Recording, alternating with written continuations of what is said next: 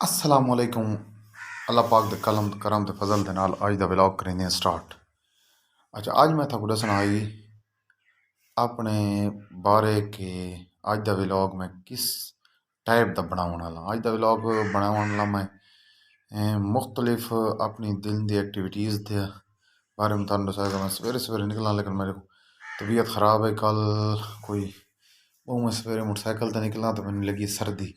सर्दी की वजह तो मेरा कोई हाई थोड़ा जिहा बुखार जिहा महसूस ना पिया। वत मैंने दवाई की है, दवाई खाई के ते वत हूँ सुता ते एक दो संगी दी फरमाइश के उत्ते उन्होंने मंजी की वीडियो बनाई है तो वह थोड़े नाल अज मैं शेयर करेंदा पिया।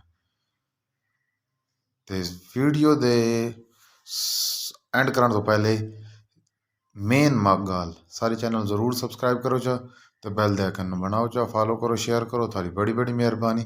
तो साडे व्हाट्सएप नंबर ते लाजमी रब्ता कराए। अल्लाह हाफिज।